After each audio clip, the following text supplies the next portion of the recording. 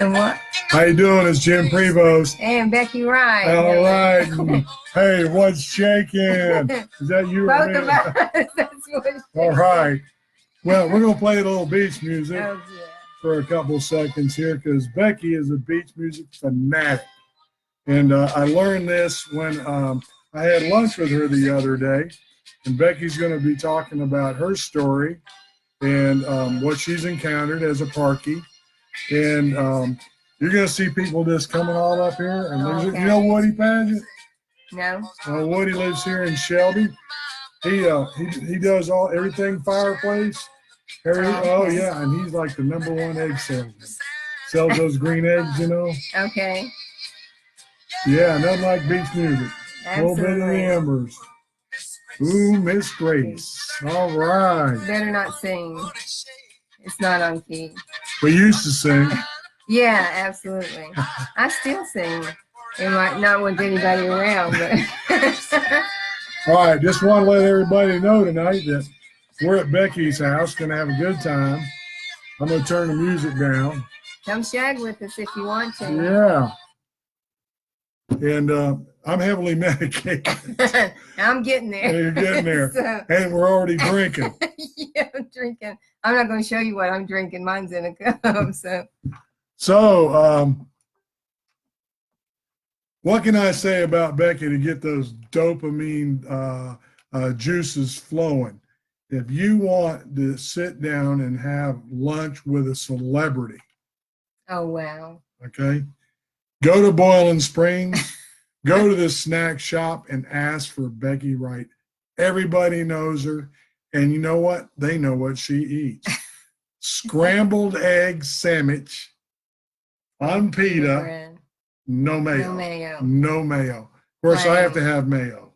Well, I like mayo. I used to eat just mayo sandwiches. That's it, folded over. That my military dad. Mayonnaise sandwiches folded over. Wish sandwich, man. Oh, wow. Wish you had something in between it. Yep, yep. But trying to watch the calories.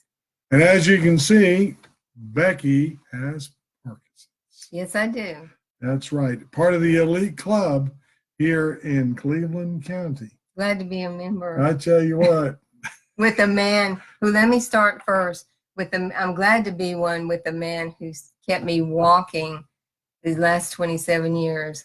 He is the reason I can even walk at all now. Of course, I don't say that the way I walk now was because of you. So the way I walked before I was diagnosed 7 years ago was because of you. There goes my reputation. Hey, Mark Heffelfinger, one of the greatest teachers I ever taught with, old Mark Heffelfinger, and his lovely, lovely wife, Teresa. Oh, no. Yeah, she was at the high school when my kids were there. Yes, yeah, yes.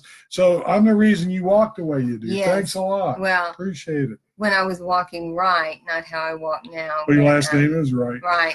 Well, you got to be right about something. So this man, 27 years ago, I fell on a motorcycle in my mother's yard. And the ER doctor said I would never use my left leg again. It separated the muscle on my thigh almost to the bone. They wanted to operate and either take it off or do something to it. My daughter and some friends at Shelby High School said, don't let him do anything until you see Jim Prevost. And fortunately, I listened to those teenagers because I went, I saw, he conquered. So. And now she has Parkinson's. But he won't do it to you. He won't give it to you. Sports medicine was young back then. It's all that East now. Oh, all that East statement shook her up. Oh. Yeah. Well. Kathy Guy and I worked for FEMA together. We did some disaster relief down in Florida. Look at all these people. If you see anybody, say, hey, Charity Larson. Hey, guys. Yeah. I don't know any of you, but. You will now because they follow. Oh, good. Charity was one of my athletic training students. And Alex Lathrop. Alex is incredible. She has autism, and she is the ultimate inspiration of a young lady. Graduated from high school, went over to Gardner Webb's program over there. Now has her own place. Oh, wow. Right, and comes on the show. And she is my inspiration. Wow. Look who's on. Oh, my gosh. There's Kathy. Hey, Kathy. Good to Well, see you. Alex, I work at Gardner Webb, so in the provost office. So if you ever want to come back over there for anything, come see me. So the Webb Hall. provost can send her to the provost That's to see right. the right who is right. Exactly. And I made walk like she does. Oh, Oh my God. gosh. Well, Well, that's the show for this evening. We'll see. So, Hey, Lindsay Plowden Smith. She was also one of my athletic trainers. Lindsay Plowden Smith. I know that name. That's right. And thanks, Jim. Alex Yes. is. Well, I feel like anybody that knows him is top notch. So I paid her $25 to say that. That'll help pay for your dopamine. No, not really. Oh no, yeah, well, it's cheap. Thank goodness. It's cheap to me anyway. Hey, it's great to be next to somebody that has the same disease that I do. It is. It's good to meet other people that are the same in your different life. This is a different life, and it's good to have people that know exactly how you feel and how you think and what goes on in your life. I did. Yeah. I didn't. She just blinked. I blinked today. I blinked today. That's twice. I'm marking it down since I've been here. Wow. She's afraid I'm going to stick her on the East End again. That's oh, gosh. Yeah. No. Bob Bott and I were college roommates together. Hey, Bob, this is Becky. Hey, Bob. He's from Jersey. He's from Jersey. Jersey. Yeah. I won't hold that against you, Bob. I've been to Jersey. Jim, hey, what's up, troop? Jim Sherman. Known him for over 20 years. He's a veteran, United States Army. Oh, thank you for your service. My dad was there 22 years. Heiko Craycraft. I've known Heiko for 1,000 years. He's a retired Army. Oh, thank you for your service. Can't discuss what he did, but it was on the darker side of the community. Well, thank you for your service for sure. Yeah, and his lovely wife, Kathy. I mean, they're just incredible people. Wow. Love your brother. Thank you. Yeah, my dad was in World War II and Korean War, so 22 years. I believe in our military wholeheartedly. Part of the greatest generation. Yes, it is. Great generation. Greatest generation. And Vietnam vets as well. Yeah. You guys deserve so much, so much. Heiko, can't say enough for what you did keeping us free during the times when they hit the towers, buddy. Oh, wow. Love you to death. Hey, Shawanda. Shawanda and I were at Shelby High School together. Okay. So you are among friends. Well, I graduated from Shelby High. I moved here when I was 15 to Shelby. I'm 68 now, so I've been here a little while. Not 68? Long. 68, yeah. You're 68. I am 68 years old. Isn't that hard to believe? I can't hardly believe it, and it's me. I use Grecian formula, so I don't Maybe look 60. Maybe I should try that. Well, that's what everybody tells me. Well, my daughter's a beautician, so they say, "Oh, you go to your daughter." No, I don't. Well, maybe I should go to your daughter because my granddaughter says, "Ma, if you would just color your hair like Mama does, you wouldn't look so old." Hey, Mary Catherine will give you the Parkinson's discount. Oh gosh, I'll take it every time. Absolutely. Well, we're going to talk about Becky's story tonight, and as she told you, we met many years ago. 27. 27. 1992. Yes. Many, many years ago. Well, you don't look too bad for the wear. You have no gray hair in your head, so look at this. Shoe polish. Look at what it's done to me. Brown shoe polish. Brown shoe. Tell me the brand. But if you look at us, you know, what was really neat when we were sitting having lunch the other day. Colonel Ruff, good to see you, troop. George Ruff and I went to college. He's retired Army colonel. Thank you, guys.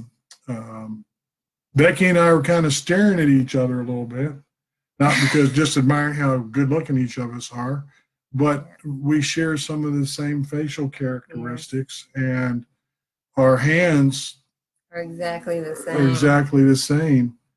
Isn't it odd we can't do it? I get confused turning, don't you? Yes. Yeah, y'all can laugh at us. I have to think about it. Do you see how our fingers, and then they don't close all the way? No. So I'm more medicated than you are. Well, I know mine hasn't hit. And then look at her droopy eyes. Yeah. Yeah. Yeah. Maybe they'll give us a 2-for-1 on Botox. What do you think? You know, I've been thinking about that. Think about doing Botox? But I don't know if this is the face I want frozen for all eternity. So if I could go back a few years and have that face frozen, I'd have done it then. But I don't know about now. I'm not sure this is the one I want frozen in time. And mumble too. You want, I'm good at the I mumbling. bet I speak mumble. Well, How long did you go to speech therapy? not long. Really? Did they kick you out? Yeah, my insurance one. I heard they kicked you out. Well, they probably did. Put you in the corner again. Yeah. Yeah. I went for a long time. I needed to, but insurance. You know, insurance. Insurance. All right. So let's speak Rules. about that. All right. The average Parkinson's patient spends almost $100,000 of insurance benefits to be diagnosed over a period of a couple of years, plus all of the medications. And I don't care what your political beliefs are, but you know something? If you know us and you want to force us onto single payer insurance, we're doomed. Yep. Here's what that means. That means that the medication that I take, the Rytari, will not be paid. And I mean, that's a carbidopa levodopa. I wish my grandchildren were watching. They love to say that, carbidopa levodopa. I take the Cinemet of the Which same I used drug, to take, and I still take a little bit of it at night. which I'm going to ask about taking yours now. If it's You want to take mine? I've got extra. See if it's Both of them at the same time, and Oh, we wow. will smile for sure. Wow. Well, because it's hard to smile too, see. And see, when I even put my hands up to do it, rather than them turning in, you see, they don't move. They don't close. That's just how they are. So we're going to take care of that when we box, right? Exactly. Right Don't on. mess with us. We got We're gonna box. some news. I mean, there's just great things. We're going to go a little longer than we normally go because I've got a celebrity right here. Alex has been in speech therapy longer than I have when I was diagnosed severely. Wow. And I remember Alex was first in high school, you know, when I was first at the high school, and then became an administrator. Alex was actually my first class as an administrator. And you talk about mature. She was in homecoming. Everybody knew her because she was so outgoing, conversationalist. And as time came on, her speech got so much better. And look at her. The doctors told her she'd never speak. Wow. Well, you need to lead me along that path then. Yeah. My own place. I have my learner's permit. Good for you. That's what hard work like what you do and I do pays off. Of course, it's the good Lord, right? We got to agree. Absolutely. All right, that goes without saying. You agree? Without saying. Without saying. Okay. Couldn't do anything without the Lord's help. That's right.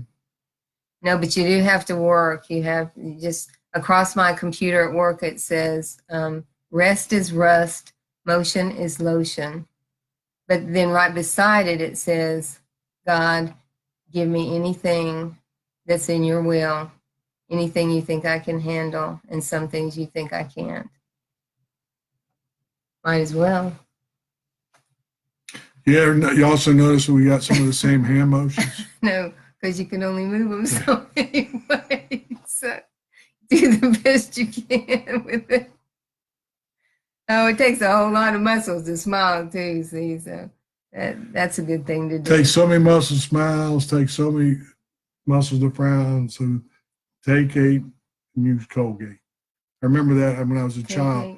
I can't remember how. I'm going to find out. My mother will tell me because she can tell me anything. Oh, wow. She had a mind like a trap door. My mother was that way up until she died, 88, and she could remember everything like that. I kind of hope I don't remember everything. I don't have much space left after 5 concussions. Not a lot of space left. Oh, mercy. This is so much fun. I'm going to watch your people here. Isn't it great? I mean, they'll just keep on coming. Hey, Tyler, how you doing? Tyler Harrington, great young man with the Burns High School ROTC. I won't hold that against him. All right, and his dad's police officer. Oh, thank you. Kathy says we both have amazing attitudes. Kathy, we appreciate it, and that's what medication will do for you. How you like the identical smiles we have? Oh, mercy. They're lopsided too. Yeah. So you got to be lopsided to have this disease. I mean, I know why I got this one.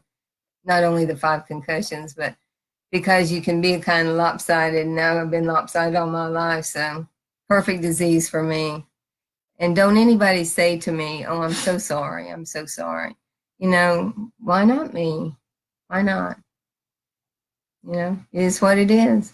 You deal with what the Lord's given you.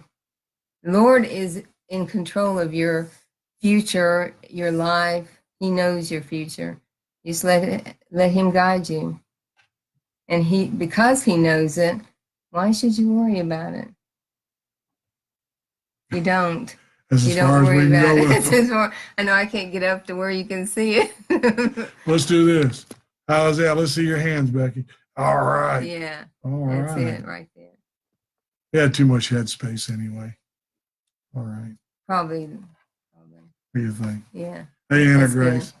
Well, Oh, I Becky, never let's want let's to. talk about you since you. Okay. All right. I just I don't want like to. you know what? That's very Well, uncomfortable this for is me. good. Let's So make me uncomfortable. make you Yes, I know uncomfortable you're then, going right? to. All Yeah, right. that's All okay. right. Once in a while, I will talk about myself if I know it's for good, but I don't like to normally. But okay, whatever. You know what's really nice about Parkinson? She's had it for 7 years. And like me, and I'm like her. And when I say like me, I'm not sounding arrogant. I'm just saying it's wonderful that, you know, 27 years ago, we came together and she had a need from an injury. And I'm not going to discuss the injury. That's for her to discuss because I still believe in that confidentiality. But I will say this, the leg was a mess. Oh, it was a mess. And now, and she shined from that. And so when we were talking the other day, I was just staring at her, being totally inappropriate, and but I can get away with it. Yeah, They I say, "Well, can why are you too. staring at her?" Sorry, I was checked out, man. You know, I some levodopa fog going on. But the Yeah, thing was, I couldn't believe how many of her facial movements were my yeah, facial yeah. movements, Same. and you were doing the I same was doing thing, the right? same. Yeah. Amazed that your hand gestures when I looked at your hands, I thought, oh my gosh, his hands are just like mine. And I don't see that very often. I don't ever, in fact, I haven't seen it at all with somebody, you know, like being right beside me or in front of me. So I was sitting there kind of amazed myself. And a lot of people think sometimes that I'm either drunk and I don't even drink, or that something else is going on with me. But you can't help the stare. And it's usually not directly to somebody's eyes, it's usually down some. And so it's usually about right here for me. And I'll keep telling myself, look up, look up, look at their eyes and their face. Because my dad always said, you know, look people in the face when you're in the eyes when you're talking to them. But I can't sometimes, can't do that. I try and I try to keep it up. But the longer in the day it gets or the more tired I am, the more I become this person Right. and have to, you know, bring myself back up. But you can work on that with therapy. And see, I have a little bit more of a head shake than she does. You know, Yeah, like when we talk, mm-hmm. you know, we're talking the other day. I could tell my head was shaking some. Really? Yeah, I mean, I could didn't tell notice it. that. Well, I Mine was think, probably shaking yeah. about the same. So I just thought we were going to the beat of the music. Did you just see the same? It's not. I feel like a twin. I always wanted to be a twin. In fact, my sister, bless her heart, she died last month on my birthday, and she used to tell me that I was adopted. My parents picked me up on the road somewhere, and then I had a twin out there somewhere. So I guess I found my twin. I'm the twin. All right. I don't mind being your twin. I don't mind being your twin either. We're gonna open up a bar. We're gonna call it Parkinson's Martini Bar, shaken not stirred. Just like that shirt I have. We laughed at that. And, oh God. you know, we just had a really good time, and it's nice. And I'm gonna be real. I haven't been around. I've got about 3 or 4 friends that have Parkinson's, and I don't have many friends that do. And you feel awfully alone sometimes, even though you have loved ones. Oh yes. But and friends that are good friends, but they don't get it. No. They think they do, but they don't really. They really don't. And it's kind of hard, not hard to explain, but like sitting with her, it's like we're already tied in together. And I feel very much at ease with Becky and other Parkies as well. And we just, I don't know, it's hard to explain. We just kind of immediately identify, and much like anybody else that has a disability, you know. Oh, Alex, now she got good stuff she puts up now, but I'm just saying that I'll check it out. yeah, she Published in April. Yeah, her Okay. article. I'll check it out. Thank you, Alex. It's like when my speech, like it's breaking up now, it's called Parkinsonian breaks. She understands it, and like when she mumbles, I mean, I completely understand. It's like we have our own language, and we also go off facial gestures a lot, and you can converse off of just like interrupting the facial. When we interrupt each other, it's not that we're being rude. It's just that when that thought pops up, it's just got to come out, right? Because it's taken you so long to get to that thought that you got to get it out of there. You got to get it out of there. All right, Becky, tell us about your family. Well, that text from my brother at the moment, but I have a son that lives in Atlanta that's a truck driver. He's probably asleep right now. He goes in late. I have a daughter and son-in-law and 2 grandchildren that live in Raleigh, and miss all of them very much. But, you know, kids are 43 and 45, so you have to kind of let them go on their own. 2 grandchildren are 14 and 16, so they're teenagers now. One's driving, the other one's not yet. But I have a sister, did have a sister that was 4 years older that died June 2nd on my birthday. How'd she pass, if you don't mind me asking? I don't mind at all.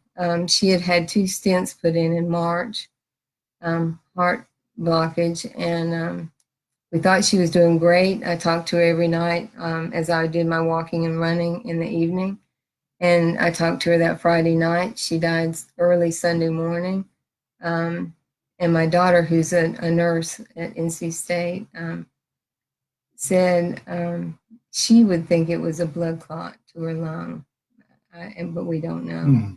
But she was having trouble breathing, and she was overweight, but we laughed and talked about childhood and all kinds of things every night while I walked and ran. And but you know, she's gone. So I have 2 brothers that help me if I need. They're both mechanical. One is a mechanic all the time that lives near me, and the other one is a truck driver. I'm in a family of truck drivers. My daughter and I are the only ones that don't. But so my other brother lives in Lawndale, between Lawndale and Polkville, so they're close by. You know, if I need something, I know that they're here for me. Besides friends, I mean, and the shag community is always out there to help. And I love to dance. My neurologist said to take dance lessons, and that would help. And so I'm on my 5th round of beginner classes in shag lessons. Now that is something that I love, but boy, with Parkinson's, it doesn't. Woo, some of the moves to that, some of the people that dance with me can tell you I just can't do it, but sure love trying. But so I have a small family, but all my aunts and uncles have died, and my parents, my father had died in 91. That's why I was on the motorcycle that caused the separation in my thigh. But so I don't have much of a family left as far as biological family. And nobody else has had Parkinson's. And I feel sure mine is from 5 concussions, because they were hard concussions. I mean, they were pound the head on the ground hard. And it has to be from that, I think. So that's why I'm looking forward to the boxing, because I want to do something that releases some of the frustration that there is with this, because I was a multitasking person, always walked real fast, could do several things at one time. And now my hands, although I can, thank you, Jesus, can still type to keep a job, my hands don't move as fast to button something, or that's why I usually wear pullover stuff. The buttons are hard. I don't know if they are for you or not. Yeah, they're very hard for me. Detail. So I button these at night and leave a couple buttons and then pull them over like a pullover. And then I went and I wear this type of belt all the time. It's got the Velcro on it. I'm not wearing Velcro shoes. I'm not doing that either. You're not wearing Velcro shoes? No, that's why. See, that's why I've got on tennis shoes that tie. Not doing Velcro. Have you seen the tennis shoe ties that cinch up? Mm-mm. I have to get those. I'll have to show you those. No, I don't know about using utensils either. Or you get you on those big fat ones. Like well, yeah, because I wanted. Did you ever see the movie? I'm sorry, people. See, something just hit my brain and it has to come out. The movie with oh gosh, I say I won't be able to remember it till the show goes off. Oh gosh, Michael Caine and the gray-headed guy. Anyway, in the movie he has a fork and they have to put a cork on it because he hits himself in the eye with it if he doesn't. Well, that's probably how I would be with a fork eventually. I used a regular utensil. Steve Martin. Yeah. See, I knew it would come. It just comes too late. It comes 5 minutes later. I do this all the time at work. Did you see me trying to work that fork? I know you. That thing was just spinning. And I was two-handing it. And the guy, Moose was with us. And the guys that were sitting across were like, man, I don't even see that dog up on our table. And then they were staring at I thought I would crack up. Then they were staring at us because I was two-handing, trying to cut Peter with two hands. I thought I was going to die. And I said, well, I got utensils in the house. And I'm just working it with two hands. Then I tried to cut it and it slid off the wall. I didn't know that dog's under that table. Is he a black lab? Welcome to Bowling Springs, Lab, North L-A-I-B. Lab. Lab, L-I-B. It'd be like that thing we used to do. Becky was trying to laugh and her top lip was laughing, but her bottom was. I still have my stare going on, so I know they probably thought that woman's out in space somewhere. Then I showed her my drunk card I had, my Parkinson's drunk card. Says I'm not drunk, I have Parkinson's. So Becky says, I make those. Yeah. And I'm going to carry a bunch of them with me, too. Bootleg drunk cards. All right. All right, Becky, tell us about your careers you've had. Not because you've been fired from a bunch of jobs. No, actually, I've never been fired, but oh, gracious. I went from just being a secretary years ago to, fortunately, Todd Bell gave me a chance to be at Cellular One with technology and was hired because I don't ever not go to college. Go to college when you're supposed to. I didn't until I was 40. And so hey, Becky Ledbetter. I was hired there and loved Cellular One. Loved it as Bell Atlantic. Really should have stayed, but I didn't. Took a summer off and went to work at Gardner Webb because it was relaxing. It was a 5-day a week, no overtime. And I thought I would be able to see children more and grandchildren more once they came along. And so I've been there. This is my 20th year at Gardner Webb. So I've been there for as long as I can remember. Somewhere back in there, I had another life. Let's see. I'm not sure. I could look back at a resume and tell you where. As long as I can remember, 5 minutes ago. Yes. That's about all I remember.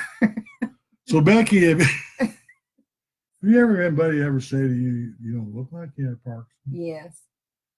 What look are we supposed to have? I don't know. I put that up. Did you notice I put that up on Facebook, the different looks? Yeah, that's why I shared it as well, because that's it. Everybody thinks unless you're constantly moving like this. How do you move again? Yeah. That's pretty good, isn't it? That's pretty good, yeah. I think that's pretty good representation. Do the hustle. Let's play that. Yeah, do the hustle. I can do my version of it now. But yeah, I got told that so much, and at first I thought, well, this is an easy disease because up until about 2 years ago, I hadn't really changed that much, I didn't think, but my voice is getting softer and softer, and people reach over to hear what I'm saying and see it's getting later in the day, and my voice gets like I'm just about to fade out or pass out. And it just gets harder and harder as the day goes on. And it doesn't seem like it's me, but that all that changes. But, Do you still have your smell? um, that's I think the Lord's playing a game with me on that because I don't have a smell 95% of the time. But there is, and I won't say who it is at work, but there is somebody that comes in my building at times, and I just have to go out the other end of the building because I cannot take the smell.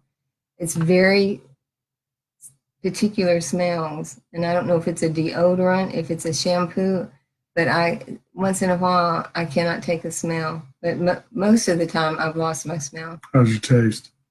Taste, I don't have a whole lot of Yeah. that. Yeah, everything's about the same. So the only reason you know you're eating an egg is because you know what an egg looks like? Egg, yes, and it's soft and it's easy to eat, Okay. easy to swallow. So your diet's really changed a lot too, hasn't Yes, it? Yeah, a lot. Well, because of the swallowing as well and not Right. wanting to choke. So, and I don't want to go on a feeding tube, so I try to be really careful with what I eat. If you went on a feeding tube, you'd wear it well, though. You'd look good with a feeding tube. Oh, really? Yeah, you probably look pretty good. Well, maybe I should go ahead and do that then. Well, just leave it right there on the edge just in case. Well, okay. We're going to work on that exercise. Oh, absolutely. I love to exercise. We'll work on that, tilting that head when we get a little coughed up. And I did that today too and moved it over. We shared some information. Becky got a little choked while she was eating lunch, and then I got choked. I think I just trying to be a copycat. And I think you were mostly trying to freak out the guys across from us. I didn't know there was a dog under that table. That's a lab. Is that L-A-I? Lab. That's a lab. But Becky learned how to turn her head and tilt and do a deep, hard swallow, and it helped. And as you can see, Becky, show me if you don't mind. She's drinking with a straw. I can't do that because one side of my swallowing mechanism is paralyzed and is adducted over. So I can't use a straw. I mean, I can use a straw, but guess what? I'll choke. I'll aspirate really bad. Wow. Because what happens with my food is I have no swallow control. It just drops off. So that's why I do that sometimes. You drop off too? And sometimes it feels like it is going straight to my lungs, maybe. Yeah. And usually I try to get to somewhere and bend over and cough it back up. Right. And sometimes can. But. Did you have a modified barium swallow? Mm-mm. Wow. No. We're gonna talk. No, but when I drink with a straw, I choke if I don't, because if I turn it up. And I choke if I do. If I turn it up and back, then it's like it cuts my esophagus off. And see, I can't do the straw because of the sucking mechanism forces it right to the back. So there's a wonderful difference. So isn't that great? Because you see what Parkinson's has done to her swallow and has done to my swallow, where her voice is getting softer, mine's getting more raspy. And mine does get softer at night. Mine's raspy in the morning. You're raspy in the morning. There you go. Morning. Yeah. Until I used to drink coffee and it would clear some of that up, but then I started having trouble with acid reflux last July, about this time last year, and had to give coffee up, which is really tough when you're a coffee drinker. But that's what would help get my raspy through in the morning. So now I just try to sip on water and get it cleared. So what were some of your signs and symptoms that why you went to the doctor for that? I went to the doctor because I'm a runner. I'll always be a runner, even when I'm in a wheelchair. Once you're a runner, you're a runner. So don't ever let that not define you. I had run a half marathon in December of 2010, first one, 59. So don't ever give up running either. And I had a little bit of problem toward the end of the race with my left arm pulling into me like it was curving, and I couldn't stop it. I mean, I kept trying to push my arm out. I noticed my arm wasn't swinging on one side, and I thought that seemed kind of strange. And my left foot, everything on my left side, my left foot started turning in like a club foot, if anybody knows what that is.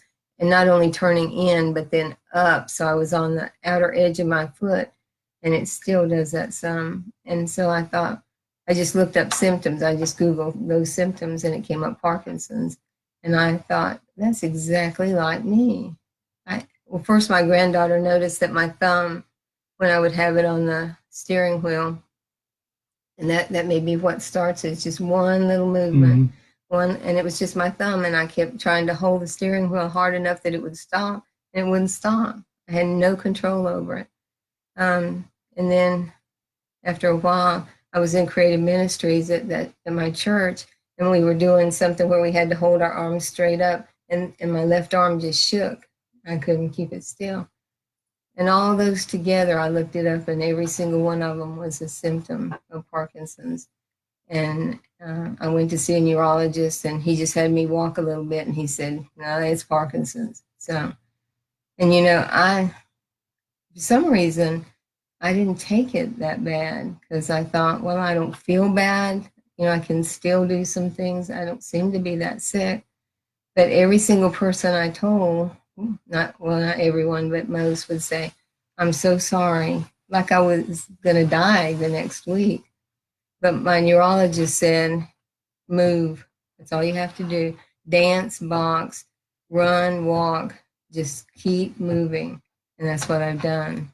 And still feel fairly good most of the time, but I have days when I'm just worn completely out, because fatigue is another thing. Oh, and I'm sorry about this, but the wonderful constipation that comes with it. That's right. That is, you can't be embarrassed about talking about that, because that is a big, big, big thing. Big thing.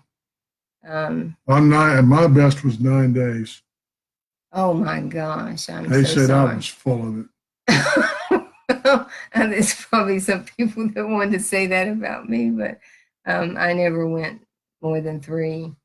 And I'm thinking you must have been in a lot of pain, because 3 days. I got admitted to the hospital. It was something. Gosh. And I had pains in my side, and they just kept saying, no matter who checked it, constipation. Okay, we'll do something about it. So you're full of it too, right? Yeah, I'm full of it too. So that's good. There you see. Twins, once again. Once again, twins. All right, Becky, so let's talk about Parkinson's for a minute.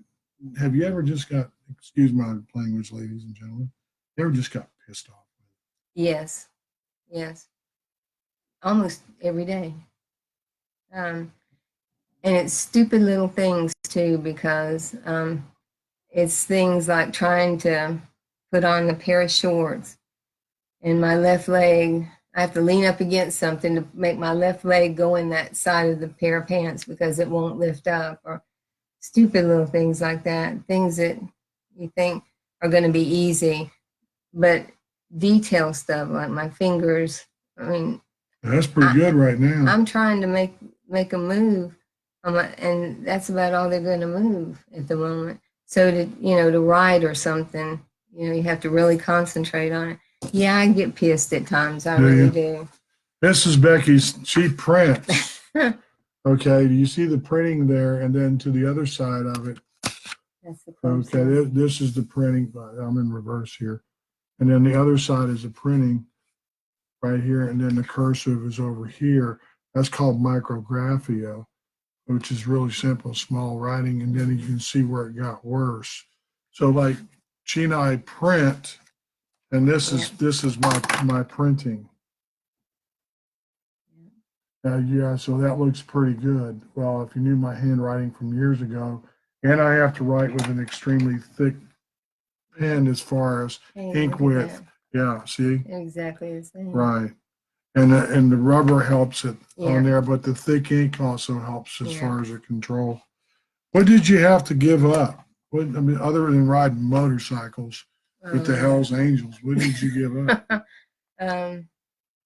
I gave up singing. I can't sing on key anymore, and I had perfect pitch since I was 2.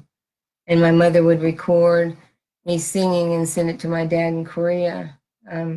People would say, "Gosh, she's got perfect pitch," um, and I can't sing anymore. I mean, I sing, and hopefully, the Lord hears my singing when I sing praise songs. But I hate giving that up and playing the piano. I've got a keyboard that I'm trying to practice on, but I'm glad I can still type, but the piano is really, really hurting me, not to be able to try to do that. But, you know, Kurt Lamb and I are at Limestone College. I don't mean to cut you off that's right here. okay. Kurt really headed up the efforts at Limestone as far as establishing the service dog protocols and everything at Limestone. He's an athletic director. He is an incredible man, strength coach, wonderful Christian man, lovely wife Renee, wonderful family. Kurt and I are across the hall from each other. Moose loves him to death. Oh, I bet so. When he comes in the door, Moose has got to go see Coach. He's got to make his rounds. So, Kurt, I appreciate what you do for me and what you've done for the Parkinson's community. Thank you. Yeah. And Kurt, this is Becky Wright. She has Parkinson's, and I worked on her in 1992 when she was in an accident, and that's how we met. And then through Facebook and the other social medias, we've reconnected. It's been wonderful because we have Parkinson's together, and we have some of the similar symptoms, and it's just kind of nice to be with somebody that is like me and I'm like her. And I think you guys really zero in on our faces. You'll see even more. Like her bottom lip doesn't move much. Mine moves and deviates. You notice that, Becky? And my top one just kind of drops. So, and my teeth have shifted. Yeah, mine here too. Yeah, right here. Yeah, see. Yeah, see. Yeah, teeth have shifted. Yeah. Oh yes, wonderful things. You have your getting old things anyway, and then it's just kind of on top of that as well. What other than your singing and playing the keyboard, okay? Not riding a motorcycle anymore. What just made you say, "Damn, this disease really owns me now"? It's really there's a hobby that I had to give up. Oh, that's easy. What's that? Running. Because I ran the half marathon in 2010. I trained, that was in December. I trained for the one in March, and I could not get past 8 miles. And I just done 13.1 in the fall. And I love running. I love running more than eating. I love running and the feeling you get, and I just love it. And running, yes. Because I was running every day, 4, 5, 6 miles, 5 days a week, every day at lunch at work. Here's Katie DeBrew, my PT, and Paul Fleming, my fraternity brother. Hey guys. Just wonderful, wonderful people. And Paul and I met at Limestone over 40 years ago. Oh, wow. So you're running, you had to are you giving it up completely? No. Good. Oh, never give it there up. There you go. No. So I thought you said, I was going to make it -5 if you were going to give it up. No, I still walk pretty much every night unless it gets dark outside. And then I have a treadmill right here. So I pretty much walk every day. I hate to walk on the treadmill. I'd rather be out on the hills. But I try to get 3, 4, 5 miles every day, but right around 3, my left foot starts turning and I have to stop and stretch, and I'll try running again. Let me tell you this, because this is what makes me really want to say, damn, okay? And I just don't say that. I have wanted to run the Cooper River Bridge run. I have printed out the papers every year for 6 years to run that thing. And my son took me to Charleston for the first time last year for me to see what it was like. And he said, "You think you can do that?" And I said, "I think if I can get back to running just a little bit like I was, I could do it. I should give it a try." That's been my goal for 6 years, is to run the Cooper River Bridge. Next April, any of you would like to run it, please, let's run it. Somebody make me run that. How far is it? It's 7 point, it's a 10K. Yes, 10K, Yeah, 6.2 miles. Yes, 6.2. Yeah, 6.2. Wow. And I used to run 6 easily, 5 days a week. All right, Susan Jones. You're not on here tonight, but I'm going to contact Susan Jones. Her husband's Jeff Jones. Jeff walks it every year. He's had bilateral. He's had bilateral hip replacements. Oh, I can walk it. And so he walks it every year. And Susan runs it every year. Oh, gosh. So we're going to have to hook you up with Susan. Oh, well, please. That's easy peasy. All right. Yes, running. You ready? Yes. Neat things you've done. You said that you've learned how to shag. Yes. Paul's a great shagger, by the way. Oh, please come to Shelby Shaggers then. Be one more person I can dance with. And, love shagging. Love beach Paul's music. incredible. Shelby Shaggers, that's a great group too. And you're a runner. Yes. And if y'all didn't know it, she boxes. Yes. I already have boxing gloves. So what we're going to do in Shelby, there's not a Parkinson support group anymore. It just took its natural decline. Yeah. Excuse me, as many of them do, that the active members start becoming more debilitated and they're not able to be the ramrod, so to speak. So Becky and I are going to, starting next Wednesday at Strike Fit, which is right across the street from Me Poblitos. What time you want to do it? 7 o'clock? Sure.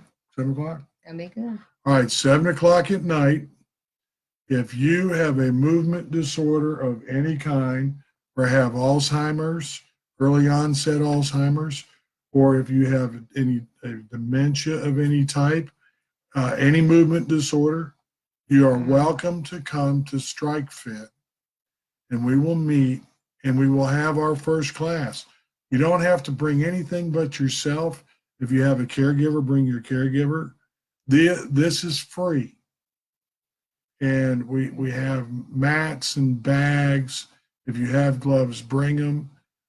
If you don't have gloves, don't worry about it, because when we're going to be on the mat, we'll have our shoes off. Okay? So bare feet, socks, whatever, but we won't get on the mats with our feet. And then when we get off the mats, then we can go to the bags, and you can hit the bags every week. We're going to learn the proper way to box. I've been teaching martial arts for 1,000 years. I do Krav Maga, Jiu-Jitsu, Jeet Kune Do. I also do military combatives, and Sambo, which is the Russian self-defense form. And of course, Krav Maga is the Israeli form. But all of those, plus I have the credentials as a master of personal fitness, especially in corrective exercise. Mm-hmm. So you come to class, it's free. Please. Wednesday nights, okay, dress as casual. I would say t-shirts, shorts, leggings, whatever you want. If you just want to wear an old pair of jeans and t-shirt, come on anyway. And we'll get to know each other. We'll get name, address, phone number. Hey, I'm not going to make you sign a waiver because you're not going to sue me because I don't have squat. All right. And we're not going to hit each other. No. All right. We're going to hit air. We're going to hit pads. We're going to hit bags, and we're going to exercise. And as this thing grows, then what we will do is an exercise circuit built around our ADLs, or activities of daily living, like doorknobs and water spigot knobs and shoelace ties and all those things that just really give us a fit. And the whole idea is for us to be moving. And the thing is, I've got to be really honest with you. I'm starting to lose some of my skills as far as shooting. I was a very good firearms fellow at the beginning, and I'm passing that knowledge on, like to Paul and to Howard Young and his wife Lisa. And I do teach firearms. I teach that free. I don't credential you in anything. I just teach good firearm safety, not to operate a firearm, a pistol mainly or a rifle. But those are some of the things I do, and I'm starting to lose that. So I'm trying to pass the knowledge on. But with the boxing, it's a fact that boxing and shooting are outstanding activities for Parkies. If you'll look on the internet and look for Shaky Dave, the Parkinson shooter, there's a prime example. Dave has really bad dyskinesia and dystonia, and then you put a firearm in his hand, and he's a completely different cat. And Paul can testify to that. Who's on tonight? Hey, Bobby King, my brother-in-law, good guy, love him to death. He's just good people. But shooting brings a calm, and it gives me a sense of purpose, and being able to know that I can operate a firearm safely and deadly if I have to. I feel good about that, and to pass that on to people that are like me, that are like you. I think that we need that because, people, I have Moose with me, and he's a deterrent from hostility, but it also is, hey, that guy's got a disability. Right. We can get him. Right. And they'll get 9 reasons why they don't need to. Mr. 9mm himself. But the thing is, be out there Wednesday night next week, Strike Fit, right across the street from Maple Blitos. Please. Come as you are. Please. Dress as casual. You have gloves, bring them. You don't have gloves, bring your hands. They'll work the same way. And we will start our class. And I'll just be up front. If it dwindles down to nothing, I'm not going to do it. Okay? That's not a warning. That's just reality. My time and Becky's time is significant because here's reality. Our time is limited. We are not going to die from Parkinson's. We will die with it.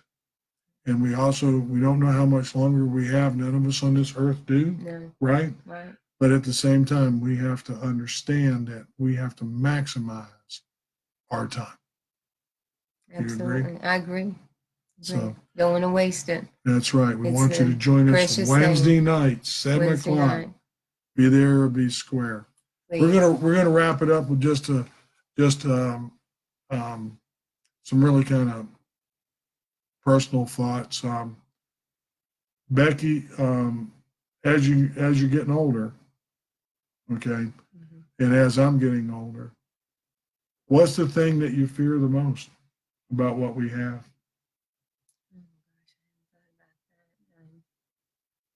And had a great outlook. She hadn't thought a bit about it. I really hadn't. I had a dog and had to put her down last September. And walking with her, I always felt really safe and secure. I guess what the thing I fear now, as much as anything, is I walk in my brother's neighborhood now. I don't just go uptown and walk by myself because I know I can't outrun somebody. I don't know how to shoot a gun, which I'd love to know. Yeah, we'll get that taken care of. But I guess I fear I can't defend myself. I don't try to appear weak, but I don't have to do much to appear weak. So I don't like being afraid and don't want to be afraid. But maybe that's what I fear is the weakness. That's why I work out and use my weights and walk and run. Don't ever stop or slow down too much. You have to keep working. Come on and have a good time, working out. When you do it with other people, it's not work, Yeah. The thing is, I think, like I said, I had a wonderful lunch with Becky, and, when we sit down with each other, us Parkies, so to speak, we pick each other apart. Like, what do they got that I don't have? Right. Why is he doing so much better? Or why is she doing so much better? Right. I just wish I'd get rid of these Parkinsonian speech breaks. And as you can see, my speech is getting faster because she knows what ramping is. Yeah. I'm ramping up, which means I'm getting ready to hit the high point of my meds, and then I'm going to go. Yeah. I don't like that I either. don't like ramping. I really don't. You know. And it always happens when I don't need it to happen. Yeah. And when I'm at work or really need to be up, and then all of a sudden I'm coming right back down, and I have no control over that. We might be we'll be looking to help Becky with the dog. Of course, to do it the conventional way. You know, Moose didn't come into my life the conventional way, but you know, we're going to look into some agencies, and then if her physician agrees, we'll start getting her going down that avenue where she can get a mobility dog because she needs one. And people think mobility dogs are about, you know, it's because you shake when you turn in block, which means when you turn, you break you don't turn around in a singular circle, you turn and then turn and turn. You break your turning down, or, you know, you lean to one side or you fall down. And mobility dogs are about more than just that. They're more about bracing and helping you when you get tired or you get frozen, or, you know, how about it takes a year to train them. So a year from now, Becky may have a severe balance issue. So let's get the dog now and not wait for when she needs it. Let's get it now before she needs it. So stay tuned, and we'll give you the updates on that journey if I can convince her. And but that's going to be it's not going to be able to be the way I got mine. But there's other ways we can do things. So I may be soliciting your help, folks, to help us get her a dog when everybody can come to the same conclusion. And I think a dog would be good. She had fun with Moose the other day. Yeah. Had fun with Hopefully Moose. he'll like me. He's even fine. More so He's next fine. time. He's fine. Yeah. Becky's watch got caught on his ear, and he bark warned her. But you know, like Alice says, they're more than just helping you. They're part of your family. And you know, I wasn't even thinking about it may take a year to train them. Right.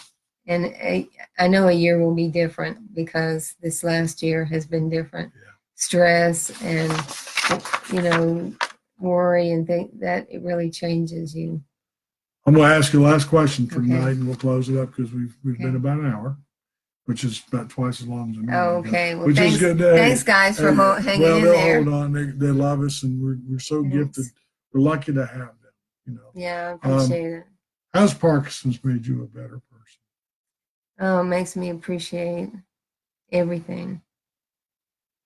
Everything. Makes us better and stronger, doesn't it? Huh? Well, you can't tell it at the moment, but I mean, but it does. I didn't mean to make her cry, but she cries sometimes, don't you? And then you laugh right after that. Yeah. And what's so good is you forget about it because you forgot you forgot to cry. Yeah. You know. Yeah, it really does. It's made me closer to the Lord. Makes me a better person. And both of us, and we're both idiopathic, which means that we have Parkinson's and nobody else in our family has it. Yeah. So I think, you know, here's another thing, you know, you had 7 concussions. I had 5. You had 5, and I had 3 knowns and a rollover and a Humvee. So, I mean, it is what it is. I've said that so many times too. When people have said, "You don't look like you have Parkinson's. Yeah. Are you okay?" Well, how do I look? How am I supposed to look? At least it's not cancer. Oh gosh, at least it's not. I don't want to hear that. Just floors me when somebody says, "So why you have dog? I have Parkinson's." Well, at least it's not cancer. Well, how about somebody that has cancer? Right. Says, at least I don't have Parkinson's. Any disease is terrible. It's a disease. It's a disease, you know. It's a disease. Okay, close it up. I've said that once already. What's the one thing that you want, what you want people to know about Parkinson's from a PD patient's perspective? What do you want these folks to know about Parkinson's? What you love, what you hate about it, or what do you want them to know about Parkinson's? so many things. One thing. One thing.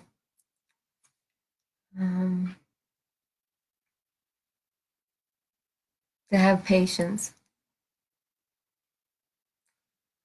Patience for you, the person with it, and patience as family or friends, or just have patience with us. Because we're not liking it either. I can just tell you. I know you're not. When I met you 27 years ago, you were the only guy that I thought, great, he's a tough person. My dad was the toughest I'd ever known, but when I walked in and you took over on my left thigh and fixed it, then I mean, you just took over. And I thought, oh, that's a tough man right there. You're awfully kind. I have been humbled because Tough of this disease. And that's it too. It's humble. It humbles humble. you. You do the best you can do, and you're thankful for every day that you can make it through. Fairly good. But I think what will help too is those of you that can come with movement disorders or anything else to come next week to box is the companionship, the camaraderie, to know you are not alone. You are not separate. You don't have to be alone. There is other people. This eating lunch with you and talking to you was like a huge boom to me. Yeah, same here. I felt the same. Yeah. It's like, oh my goodness, you know, this you understand everything I feel and talk about, and nobody else does like that. And so the more that people can, the more that we can be vocal about it, which the Parkinson's community is not that vocal. They were very quiet. Very quiet. It's almost like we're ashamed. And I'm not. I'm not.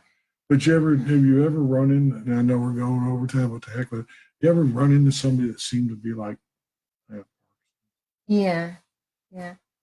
I'm a burden on my family. You know? Right.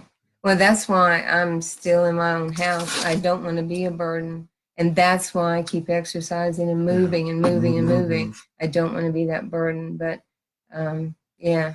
You don't have to be. No. You don't have to be. No. Well, we're going to wrap it up tonight. Thanks. We'd like to thank our sponsors, which there are none. We'd like to thank them anyway. But you know something, folks? The support that you give us. Yeah, thank you. And tuning in on Thursday nights at 8 and letting us ramble and talk about our disease, and it gives us great strength that we can make it another 7 days. You know, it's not the end of the world. No. Could be a lot worse. It could be a lot worse. But at the same time, remember, you're looking at two people that will never get better. Right. You're looking at two people. What's a people? I know what it is. You know what it is. Okay. You're looking at two people that will stabilize, then progress, then ramp, then dive. And then it's just like that all over again. But we're proud to be Parkies. We're proud.